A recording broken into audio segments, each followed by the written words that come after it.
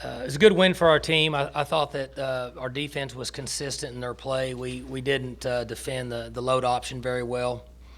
They committed to running load option and using clock, and we weren't very good. But other than that, defensively we were very good. In the kicking game, with the exception late here on our coverage, obviously Gilbert started the game off very well, and I thought we were productive in the kicking game. I thought that our punt return, changed a little bit obviously when Stu went out. But offensively, we were good at times and very sluggish at times. Certainly got to play much better. But it's a good win for us, and got a lot of work ahead of us, and looking forward to next week. Mike, can you talk about Josh Stewart? What happened, when it happened, and what his availability is? Well, we won't know, and I won't make an announcement obviously on any injuries on those players, but hopefully we can get him back soon. To go off of that, you had just how do you feel about the guys that David Glidden got a ton of snaps, Marcel Aitman, Tracy Moore, the 2 touchdowns. It seemed like they played pretty well, and I don't watch the actual technique and the X's and O's up close because I'm watching the bigger picture. But it seemed like they came in and made some plays. Running game wasn't very productive, Mike. Was that Kansas just loading the box, or what was going on there? After the first couple series, they loaded the box on us pretty good and just put us in kind of an all-pass situation. And to be honest with you, we should have just got into 2 wide receivers and max protected and just threw the ball down the field earlier, and we didn't. But they did a good job loading the box up and slowing down the run. This would have been a closer game than what the score said if your defense had not kind of bucked up every time Kansas got close to the other 25 and 20. They just kept turning back. Kansas when they get close. Yeah, that's what I mentioned. I thought our defense was really consistent in the way they played, and they ran load option and made some plays, and then there's an answer for it. And as the field starts to get reduced, when you get closer to the end zone, it's more difficult to run those type of plays unless you have a 3-way go, the old triple option. And then we tackled, made some plays, and would get them in a 2nd and long, and it would be difficult for them to overcome that. The schedule's getting ready to get really interesting from this one forward. Next 3 weeks, next 3 games for you. Yeah, we got our hands full with the next one. We have to really practice well and have a good game plan and get the guys fresh and ready to go. Just getting ready for the next game. What do you need to do better at Texas to win than what you played today? Oh, we need to continue to play good on defense. Need to be sound in the kicking game and move the ball on offense, be consistent, and be balanced in our attack.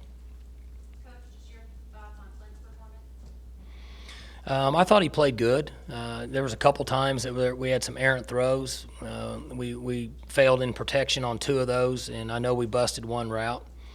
I think I counted 4, so one of those may have been on him. Shamil Gary was on the sidelines today. I was just kind of curious as to why. Something like that. Shamil was hurt last week. Mike, I know you want to do the one game at a time thing. I understand that, but as we reach the home stretch here, how do you? Does it feel like you're coming down the stretch and you got a great shot? How would you analyze the next month or so? Next 3 weeks? Again, we're not good enough to look past the next game. We don't have that luxury, and our players understand that. That's not just coach talk for us. We've got to identify what was good and bad in this game and clean it up, come up with a plan for the next game. We have to practice well, travel well, and get ready to play in a tough environment on the road. Does it feel like you're in the home stretch of the season, though? I guess, knowing it's November, but for the most part, as I said, it's just, we've got our work cut out for us each week, and there's not a lot of room for error with this group, and we're getting a lot out of them right now. We just need to continue to move forward. No offense to Kansas, but if this was kind of a breather before that big stretch, you feel like you handled that pretty well? Yeah, each week there's a challenge based on who you're playing, and sometimes you play teams that people don't think are as good as your team, and sometimes you play teams that people think are better. Some are home, some are on the road. So each week it's a challenge. You deal with 18, 19, 20, 21-year-olds, 26 being Tyler Johnson or however old he is, and each week is a challenge. And so the attention to detail that they put into each week is certainly going to pay off on Saturday. And if you don't do a good job and prepare and practice, you're not going to play very good on Saturday. Your big favorite today, I don't know how fired up your guys were or weren't, but Gilbert gives you that immediate score. Right. What's that mean? Well, it's good to get started at home, get the crowd into the game, and he certainly did that. He's been close on a number of returns, and Ty Linder continues to do a great job on our special teams, come up with good plans, and the commitment that we have from those players. We play a lot of guys on special teams that are backups, and they've bought in and understand that that's their role on the team when they're not out there on offense and defense, and I would give them credit for studying and understanding the philosophy and what our game plan is in all those phases. You guys are 8-1 for the fourth time, I think, in the last 6 years. Becoming old hat, not that you don't like winning, but you're totally used and totally expect to be in this position each and every year. Comfortable with that? Oh, I think our players expect to win now. I think the people that follow Oklahoma State football, that are in the community, and certainly have high expectations, and that's okay. We feel the same way about our team, our players, our staff. It's never easy to get to this point. As I said, that this group doesn't have a lot of room for error, and if they continue to prepare and play hard on Saturdays, I like our football team. I think our team chemistry is good. We're getting some leadership, and you just continue to move forward. You mentioned that you have to go to the reunion. I saw you and Barry have a moment there at the end of the game. What would you like to see him and happen? Well, it's always good to see him. He's been good about coming back. I don't think he came back last year, but usually he'll come back every year. I think at times he comes to check on car dealerships and banks, but a lot of times he doesn't tell anybody when he's coming because he'd rather just show up and be around people and go on. But it was good for him. He addressed our team in the locker room. He's one of the few guys that are from back in our generation that the players actually know who he is.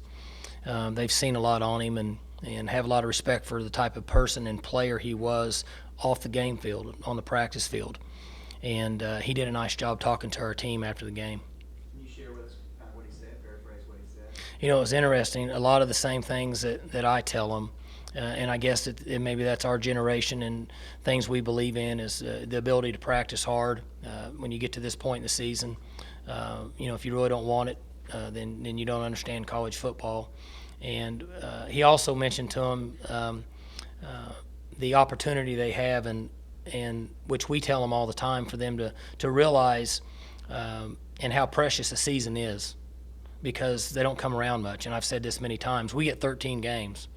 Basketball gets 35, baseball gets 70. That's all we get. We train year-round for 13 games. And he really did a nice job of explaining to them the importance of understanding college football and what it's like and the feeling you have. And then he mentioned when you get old, like Coach and I, meaning he and I, you wish you could do it again. And everything he said is right to the point. You're talking about a guy who wouldn't say 2 words back in the day. It was interesting to see him from that standpoint. Yeah, he's become a very good speaker, and obviously he's done it enough, and his time in the NFL and dealing with media and fans, and is very well spoken and handles himself well and says the right things. He started speaking and you clammed up. Now go ahead, Barry. That's exactly right. That's what happens when dealing with you guys for 10 years. I start to clam up. And the good thing is you don't know if it's really the right thing to do or just to kind of tick you guys off, I really do like you. I came in here today before I did Robert Allen. I'm sorry, Barry. Go ahead. I cut you off on purpose. You know that, right? Were you guys pretty vanilla, especially when you saw? Did you put the clamp down? For instance, Clint made a run to start the game, and you didn't run him again. Were you just Somewhat. in some ways just trying to get through this game? Well, not necessarily to that extreme, but we were pretty vanilla in our attack. We felt comfortable with our defense and their ability to play good today. We weren't as wide open as what we would normally be on other Saturdays. Mike, touchdowns on punt return, kick return, interception return, and fumble return this year. What a bonus that you're getting points and impact on the scoreboard in so many different areas. It is, and again, Ty Linder's done a tremendous job in our kicking game in all the phases, and A month ago, one of the things I talked about with the team is we're going to have to find other ways to win football games until we can get a little bit better on offense. And the guys made a commitment to kicking game, and obviously defense has been very productive. It's been impressive. Mike, with the offense being a little up and down today, do you feel like you lost any of the momentum you created the past couple of weeks? I hope not. I think from the end of the first quarter on, Kansas's approach was we're going to put everybody in the box, and it's going to be really difficult for you to run the ball because you're already ahead by 21 points or whatever it was, and especially in the second half, and you're just going to have to throw it, and that kind of goes against what we would want to do. If we're ahead by however many we were ahead, you don't want to throw the ball a lot. You just kind of want to run the ball and move the game along, and they got into a different mode where they weren't going to let us do that, and so it forced us into a throw. Good. All right, thanks.